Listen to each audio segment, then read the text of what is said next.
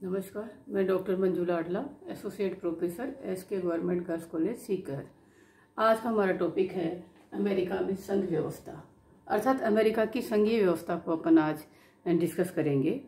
इसमें 4 पॉइंट्स मुख्य रूप से लेंगे। सबसे पहले लेंगे संघात्मक व्यवस्था का अभिप्राय, फिर लेंगे संघात्मक व्यवस्था अपनाने के कारण, फिर लेंगे संघात्मक व्यवस्था के क्या लक्षण पाए जाते हैं, और फोर्थ में अपन उसका व्यवहारिक पक्ष देखेंगे संघात्मक व्यवस्था का। तो सबसे पहले देखते हैं कि संघात्मक व्यवस्था से क्या अभिप्राय है। अमेरिका जो है संघात्मक व्यवस्था का सबसे बेस्ट मॉडल माना जाता है। वैसे अगर अपन बात करें संघात्मक व्यवस्था की मीनिंग की, तो जो संघात्मक व्यवस्था है जिसको अपन इंग्लिश वर्ड फेडरलिज्म कहते हैं, वो लैटिन भाषा के शब्द फोइडस से बना है, जिसका तात्पर्य होता है संधि या समझौते से निर्मित राज्य। तो अगर संधि या समझौते से मिलकर राज्यों का निर्माण किया गया है किसी संगठन का, तो उसे संघात्मक व्यवस्था कहते हैं। इसके अंतर्गत जो राज्य होते हैं उनकी दोनों प्रवृत्तियां एक साथ होती है। वो केंद्र विमुखी भी रहना चाहते हैं, केंद्रोन्मुखी भी रहना चाहते हैं। अर्थात राज्य जो होते हैं कुछ मामलों में अलग रहना चाहते हैं, कुछ उद्देश्यों की पूर्ति के लिए एक भी होना चाहते हैं। तो ये दोनों प्रवृत्तियां राज्यों में एक साथ काम करती है, और दोनों प्रवृत्तियों की जो पूर्ति है वो संघात्मक व्यवस्था में संभव होती है। तो अमेरिका के जो राज्य थे उस समय 13 राज्य थे, उन्होंने मिलकर आपस में संधि या समझौते करके संघात्मक व्यवस्था को अपनाया। कुछ मामलों में वो अलग है, कुछ मामलों में वो संघ व्यवस्था से जुड़े हुए हैं।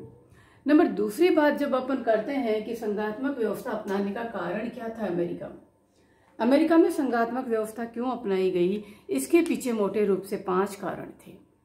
सबसे पहला कारण था कि राज्यों की सुरक्षा, अर्थात जो राज्य थे अमेरिका के संविधान बनने से पहले ब्रिटेन के उपनिवेश हुआ करते थे, और वो आंतरिक मामलों में स्वायत्त थे, अपना पृथक स्वायत्त व्यवस्था करते थे। तो लेकिन जो बाहरी आक्रमण थे, जो उनकी सुरक्षा थी, उसमें वो सक्षम नहीं थे। उनके ये काम ब्रिटेन के द्वारा किए जाते थे। तो उन्होंने ये सोचा कि अब सुरक्षा के लिए आपस में संघात्मक व्यवस्था अपनाया जाना जरूरी था।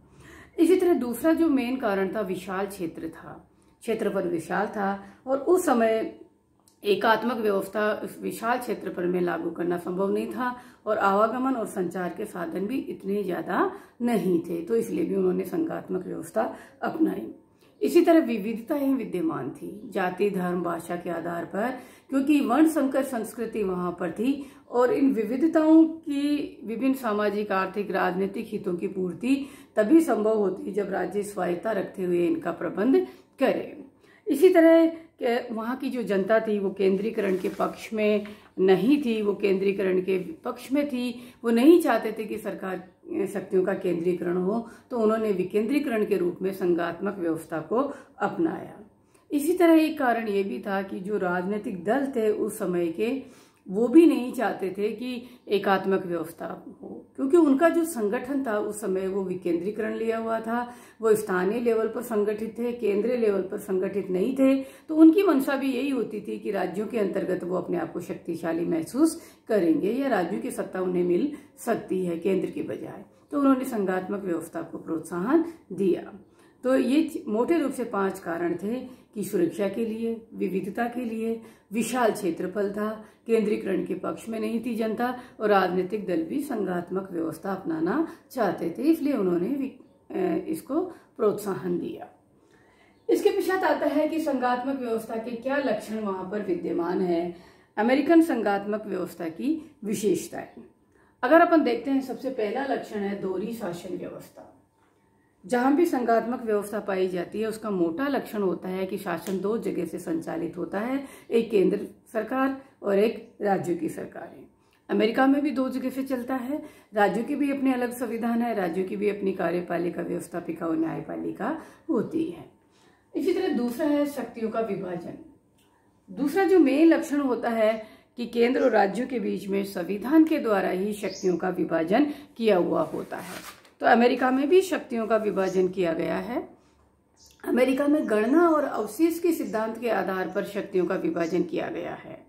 गणना और अवशेष के सिद्धांत के अंतर्गत एक अंग की गणना कर दी जाती है एक सरकार की शक्तियों की, और शेष जो अवशिष्ट विषय होते हैं वो दूसरी को दे दिए जाते हैं। अमेरिका में केंद्र सरकार की शक्तियों की गणना कर दी गई है और अवशिष्ट विषय राज्यों को दिए गए हैं। इस तरह अगर अपन वहां शक्ति विभाजन को देखते हैं तो 4 तरह की बिंदु निकल कर आते हैं। केंद्र सरकार की शक्तियां जो राष्ट्रीय महत्व के विषय वो उन्हें दिए गए हैं, राज्यों की शक्तियां जो राज्य महत्व के विषय वो उन्हें दिए हैं, केंद्र को निषेध शक्तियां और राज्य के लिए निषेध शक्तियों का भी प्रावधान किया गया है कि कुछ कार्य ऐसे हैं जो केंद्र भी नहीं कर सकता और राज्य भी नहीं कर सकता है। इस तरह अमेरिका में संविधान के माध्यम से ही शक्तियां का विभाजन किया गया है। फिर आता है संविधान की सर्वोच्चता। जहां भी संघात्मक व्यवस्था होती है वहां संविधान सर्वोच्च होता है। अनुच्छेद 6 में यह प्रावधान किया गया है कि संविधान के विपरीत कोई भी कार्य या कोई भी कानून अमान्य होगा, अर्थात संविधान के प्रतिकूल कोई भी कार्य नहीं किया जा सकता।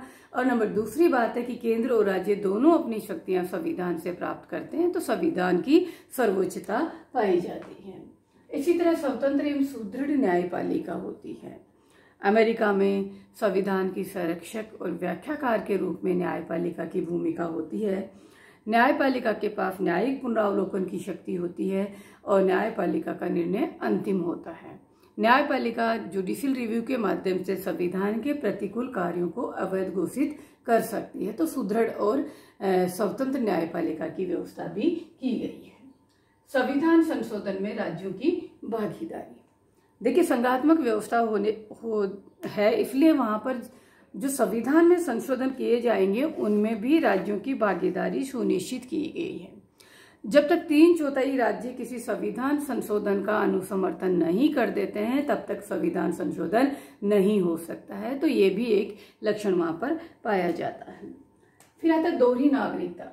2 तरह की नागरिकता पाई जाती है, केंद्र सरकार की और एक उस राज्य की जहां का कि वो निवासी होता है। तो 2 तरह की नागरिकता भी विद्यमान है।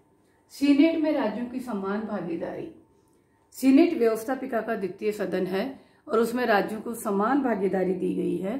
प्रत्येक राज्य अपने यहाँ से 2 प्रतिनिधि चुनकर भेजता है। देखिए, अपने यहाँ तो असमान भागीदारी है, अपनी जनसंख्या के हिसाब से दिया हुआ है, लेकिन अमेरिका में सभी को समान भागीदारी दी गई है।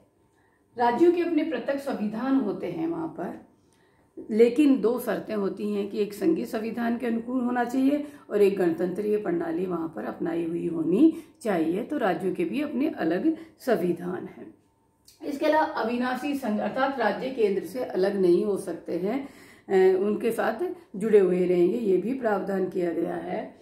द्विसदनात्मक व्यवस्थापिका। जहां भी संघात्मक व्यवस्था होती है वहां 2 सदन होते हैं, एक जनता का प्रतिनिधित्व करता है और एक राज्यों का प्रतिनिधित्व करता है। तो अमेरिका में भी प्रतिनिधि सभा जनता का प्रतिनिधित्व करती है और सीनेट राज्यों का प्रतिनिधित्व करता है। इसी तरह गवर्नरों का निर्वाचन होता है। वहां पर देखिए, गवर्नर वहां की जनता द्वारा चुने जाएंगे और वहां के विधानमंडल द्वारा ही महाभियोग लगाकर हटाए जा सकते हैं। हमारे यहाँ पे तो गवर्नर केंद्र सरकार चुनकर भेजती है, तय करके भेज देती है, जबकि वहां पर ये जनता के द्वारा ही चुने जाते हैं। इसके अलावा राज्यों की प्रादेशिक अखंडता की रक्षा की गारंटी भी केंद्र सरकार देता है, अर्थात राज्यों की सरकारों की भौगोलिक एकता और उनकी प्रादेशिक अखंडता को बनाए रखने की केंद्र की ड्यूटी होती है। और इसके लिए ये प्रावधान किए गए हैं कि किसी भी राज्य का नाम, क्षेत्र या नए राज्यों का गठन उस राज्य की सहमति के बिना केंद्र सरकार नहीं कर सकती है। राज्यों में गणतंत्रात्मक व्यवस्था बनाए रखने की केंद्र सरकार की ड्यूटी होती है। बाहरी आक्रमण होने पर राज्यों की अनुमति की या प्रार्थना के बिना भी केंद्र सरकार हस्तक्षेप कर सकती है, उनकी रक्षा कर सकती है। लेकिन अगर आंतरिक अशांति या विद्रोह अगर है तो जब तक राज्य प्रार्थना नहीं करेंगे तब तक केंद्र सरकार हस्तक्षेप नहीं करेगी। हस्तक्षेप का निर्णय राष्ट्रपति के द्वारा किया जाता है और इसके अलावा राज्यों के जो गवर्नर है वो जनता द्वारा ही चुने जाएंगे। राज्य विधानमंडल द्वारा ही हटाए जाएंगे कि राष्ट्रपति द्वारा नियुक्त या हटाए नहीं जा सकते हैं। इस तरह हम ये कह सकते हैं कि वहाँ की संघात्मक व्यवस्था में ये लक्षण पाए जाते हैं, इसलिए अमेरिका में संघात्मक व्यवस्था विद्यमान है। अब हम 4th पॉइंट देखेंगे कि इसका व्यवहारिक पक्ष क्या है। संघात्मक व्यवस्था की अगर हम व्यवहारिक स्थिति देखते हैं, व्यवहारिक पक्ष को अगर देखते हैं तो अमेरिका में भी केंद्रीकरण होता जा रहा है। संघ सरकार की शक्तियां बढ़ती जा रही है, संघीय केंद्रीकरण होता जा रहा है। ये न केवल अमेरिका में बल्कि सभी देशों में हो रहा है। तो अमेरिका में भी संघात्मक व्यवस्था में केंद्र सरकार की शक्तियां बढ़ती जा रही है और इसके पीछे बहुत सारे कारण हो सकते हैं। जैसे अपन बात करें कि सामाजिक और आर्थिक परिस्थितियों में काफी परिवर्तन आ चुका है। जब अमेरिका बना था तब छोटा सा देश था, कृषि प्रधान देश हुआ करता था, लेकिन अब स्थितियां काफी बदल चुकी हैं। लोक कल्याणकारी राज्य का कॉन्सेप्ट आ चुका है, तो राज्य के कार्य बढ़ते जा रहे हैं तो सरकार के कार्य भी बढ़ते जा रहे हैं और ये बढ़ते हुए कार्य केंद्र सरकार करती जा रही है। इसी तरह एक जो मोटा कारण है निहित शक्तियों का सिद्धांत। केंद्र सरकार की शक्तियों की गणना तो कर दी गई, लेकिन एक लाइन यहाँ पे लिखी गई है शक्तियों के नीचे कि उपयुक्त कार्यों को करने के लिए आवश्यक कार्य केंद्र सरकार कर सकती है। अर्थात केंद्र सरकार को जो कार्य दिए गए हैं, जो शक्तियां दी गई है, उनको पूरा करने के लिए केंद्र सरकार आवश्यक कार्य कर सकती है और उसकी आड़ में केंद्र सरकार की शक्तियां बढ़ती जा रही है। तो निहित शक्तियों का सिद्धांत भी उसकी शक्तियों में वृद्धि को प्रोत्साहन करता है। इसी तरह गृह युद्ध है, आर्थिक संकट है, बाहरी आक्रमण है, इन परिस्थितियों ने भी केंद्र सरकार की शक्तियों में वृद्धि की है, क्योंकि इनका सामना केंद्र सरकार ही आसानी से कर सकती है। न्यायिक निर्णय जितने भी हुए उन्होंने केंद्र सरकार के पक्ष में निर्णय दिए। संविधान संशोधन जितने भी हुए उन्होंने केंद्र सरकार के पक्ष में निर्णय दिए। इसी तरह केंद्र सरकार राज्यों को अनुदान देती है तो राज्य सरकार दबी हुई रहती है, राज्यों के साथ शर्तें लगा दी जाती है, ये भी एक कारण है। वर्तमान युग तकनीकी विकास और अनुसंधान का युग है। इसमें जो तकनीकी विकास या अनुसंधान जो है वो केंद्र सरकार के वश की बातें ही होती हैं, क्योंकि दूसरे देशों से टेक्नोलॉजी लेना देना इस तरह के काम भी उन्हें करना पड़ता है। इसी तरह अंतर्राष्ट्रीय राजनीति में भी परिवर्तन आ गया। सेकेंड वर्ल्ड वॉर के पश्चात अमेरिका जो है एक महाशक्ति के रूप में उभर कर आया, तो महाशक्ति के अपने स्टेटस को बनाए रखने के लिए केंद्र सरकार को सारे क्रियाकलाप करने पड़ते हैं, तो इसके कारण भी उसकी शक्तियों में वृद्धि हो गई। और इसके साथ साथ जनता के जो दृष्टिकोण है उसमें भी परिवर्तन आ गया। जनता अब ये नहीं सोचती कि ये कार्य केंद्र सरकार कर रही है या राज्य सरकार, बल्कि जनता के हितों की पूर्ति होनी चाहिए, और इसलिए उनके दृष्टिकोण में परिवर्तन आने से भी केंद्र सरकार की शक्तियों में वृद्धि का कोई विरोध नहीं हुआ। इस तरह बहुत सारे ऐसे कारण हैं जिनकी वजह से अमेरिका में भी केंद्रीकरण हो रहा है। लेकिन इसका मतलब ये नहीं है कि संघवाद खत्म हो गया। संघवाद है, यह संघवाद का क्रियात्मक पक्ष है, व्यवहारिक पक्ष है, और समय और परिस्थितियों के अनुसार संघवाद में भी परिवर्तन होता रहता है। संघवाद भी एक गतिशील व्यवस्था है, एक विकासमय व्यवस्था है। धन्यवाद।